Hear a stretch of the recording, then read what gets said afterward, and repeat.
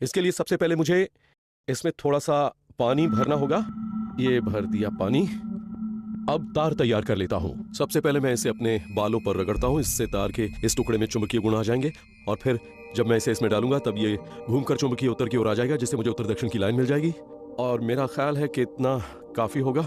इसके बाद मैं इसमें पत्ती भी डाल दूंगा। पत्ती को देख रहे हैं, देखिए वो भी घूम रही है।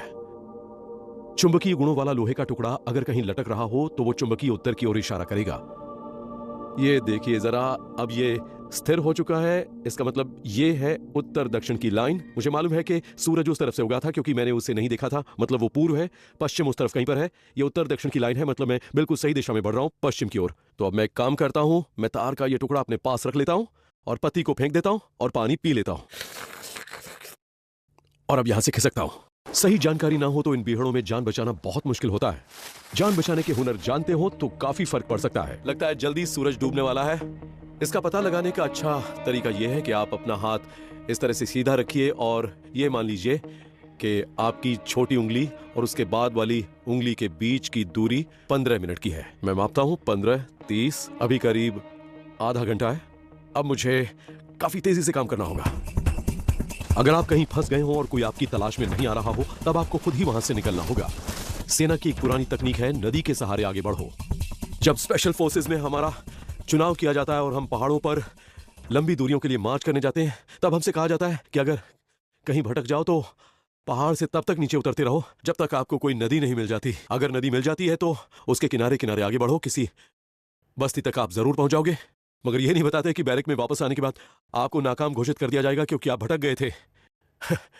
अब तो शायद यही तरीका मेरी जान बचाए। चलिए आगे बढ़ते हैं।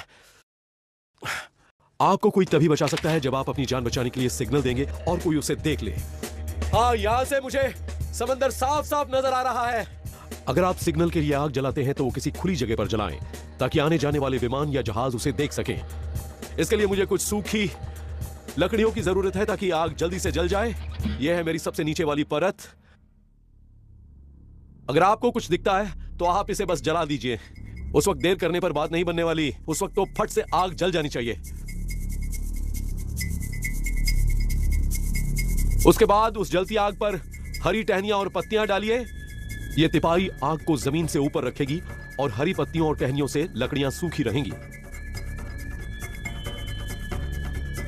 अगर इसके ऊपर पॉलीस्टायरीन के कुछ टुकड़े डाल दें तो उससे घना काला धुआं निकलेगा जो कई किलोमीटर दूर से ही नजर आ जाएगा।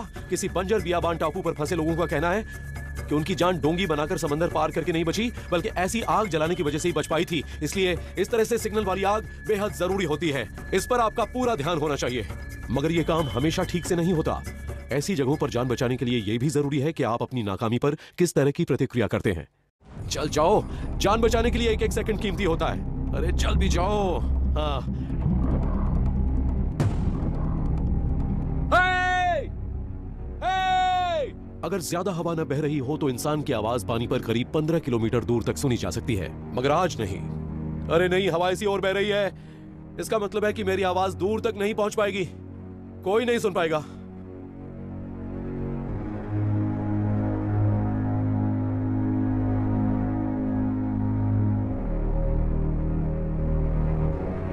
मैं तो मानता हूं कि अगर जान पर बनी हो और इस तरह की नाकामी मिलती है तो धीरे धीरे मदद की उम्मीद भी खत्म होने लगती है। इस बात से आपको बहुत निराशा होती है, मगर इन हालात में भी अगर आप अपना हौसला बनाए रखते हैं तो कामयाबी जरूर मिलती है।